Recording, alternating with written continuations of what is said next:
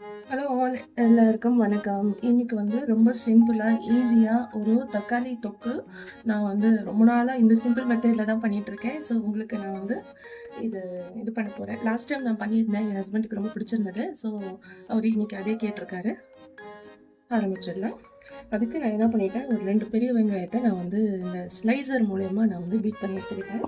அதுக்கப்புறம் இதில் வந்து 6 தக்காளி இருக்குது, 10 பல்லு பூண்டு, அப்புறம் 7 இது பச்சை மிளகா இது பண்ணி வச்சுருக்கேன். பிகாஸ் நம்ம வந்து இதில் வந்து பெருசாக ஒரு இன்க்ரீடியன்ஸை ஆட் பண்ண போகிறது இல்லை.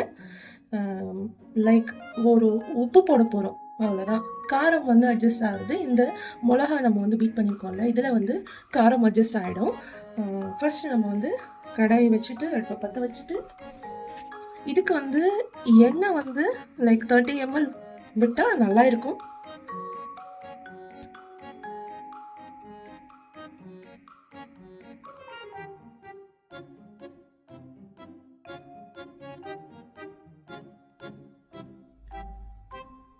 ஏன்னா நம்ம இப்போ வந்து குவான்டிட்டி ஜாஸ்தி பண்ண போகிறோங்கிறதுனால நான் வந்து கொஞ்சம் எண்ணெய் ஒரு பாயிண்ட் ஜாஸ்தி சேர்த்துக்கிறேன்.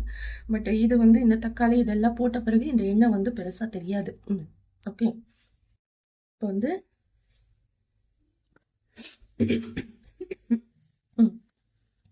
எண்ணெய் கொதிச்சிட்டோம்.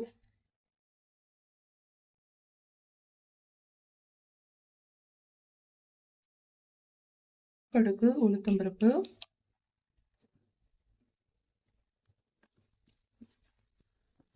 நல்லா வெடிச்சுட்டே இருக்கும்போது நம்ம ஜீரகம் சேர்க்கலாம். அப்படியே காய்ந்த கருவேப்பிலை ஓகே போட்டுட்டு நான் வந்து பேருக்கு 2 பல்லு பூண்டு வந்து கட் பண்ணி வச்சிருக்கேன். சும்மா ஒரு டேஸ்ட் இருக்காங்க.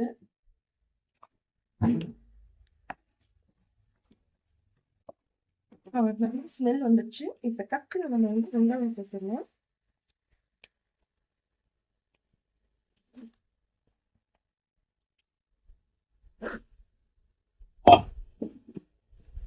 ஒரு வெங்காயத்தை வந்து இந்த எண்ணெயில போட்டு நல்லா புரட்டிக்கோங்க.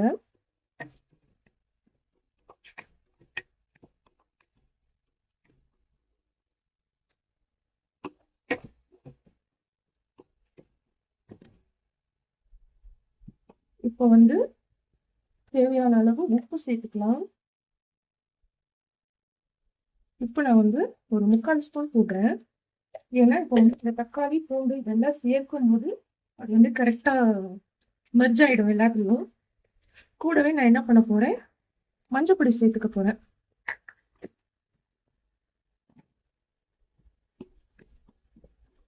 நல்லா வதக்கிக்கோங்க. இதை நம்ம வந்து இந்த ஸ்லைசர்ல பண்ணதுனால குட்டி குட்டியா இருக்கிறதுனால சீக்கிரமா வந்து வதங்கிடும். ஜஸ்ட் இந்த ஆனியனோட பச்சை வாசனை போனா போதும். அதுக்கப்புறம் தக்காளி போட்ட பிறகு தக்காளியோட பச்சை வாசனை போனா போதும். அவ்வளவுதான், இந்த இது ஃபுல்லா ரெடி.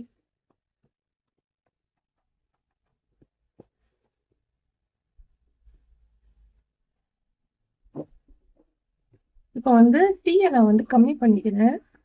ஏன்னா ஃபர்ஸ்ட் வெங்காயம் போடும்போது கொஞ்சம் தீ ஹைல இருந்தது.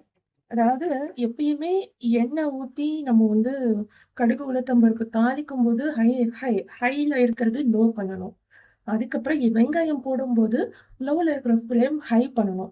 அப்படி பண்ணாதான் வந்து இதுக்கு வந்து அந்த தீஞ்ச இதெல்லாம் அடிக்காது. ஏன்னா கடுகு உளுத்தம்பருப்பு போட்ட உடனே அது வந்து கொதிச்ச எண்ணெயில போட்டதும் இதுவாயிடும்ல, மிக்ஸ் ஆயிடும்ல. அதனால இப்போ வந்து வெங்காயம் கொஞ்சம் இதுவானாலே போதும்.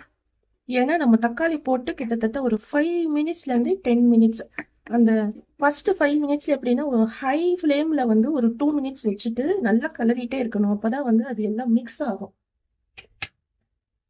இங்க பாருங்க, தக்காளி இதுல வந்து பூண்டும் இருக்கு, பச்சை மிளகாவும் இருக்கு.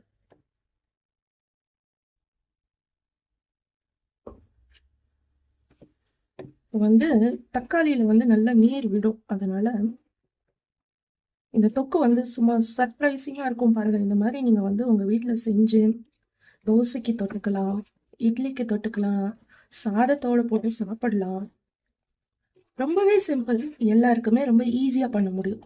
இப்ப என்ன பண்ணுவேன், நான் இது நல்லா மிக்ஸ் பண்ணிட்டு ஒரு 2 மினிட்ஸ் ஹைல விட்டு நான் வந்து தட்டு மூடி வைக்க போறேன். வச்சுட்டு அப்புறம் காமிக்கிறேன்.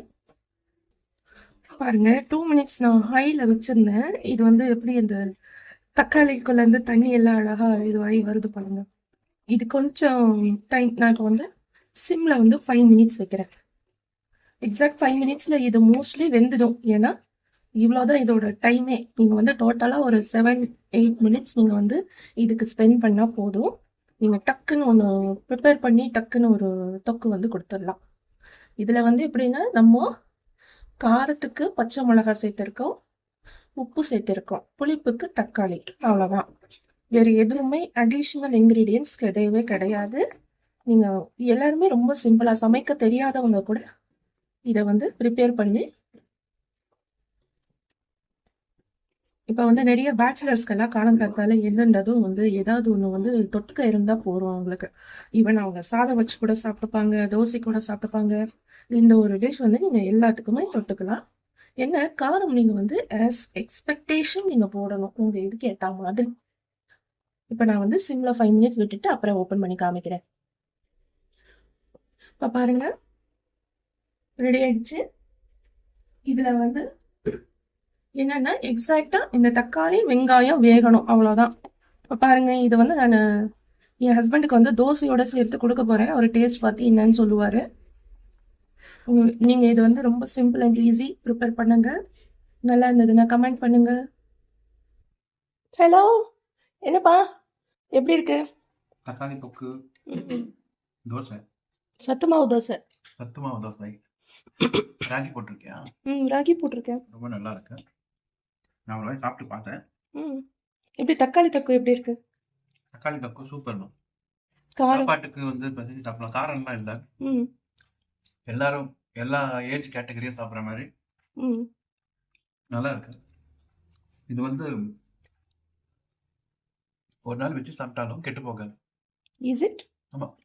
ஓகே. இதை வந்து பேக் பண்ணி எடுத்துன்னு போகலாம் எங்கேயாச்சும் யாராச்சும் செஞ்சு. சப்பாத்திக்கு தொட்டுக்கலாம். ஈவன் நான் எனக்கு வந்து மோஸ்ட்லி தக்காளி தொக்கு எதுக்குன்னா தயிர் சாதத்துக்கு நான் தொட்டுப்பேன். இது வந்து டிராவல்க்கு எடுத்துன்னு போறீங்கன்னா ஒரு பிரெட் வாங்கிக்கோங்க. சாண்ட்விச் மாதிரி நடுவில் வைங்க. மஜா மாடி என்ஜாய் பண்ணுங்க. நான் சாப்பிட்றேன். தேங்க்யூ, பாய். மறக்காம லைக் பண்ணுங்க, கமெண்ட் பண்ணுங்க, ஷேர் பண்ணுங்க. யாராச்சும் ஃபர்ஸ்ட் டைம் பார்க்குறீங்கன்னா சப்ஸ்கிரைப் பண்ணிட்டு பாருங்க. உங்களுக்கு என்னுடைய தேங்க்ஸ்.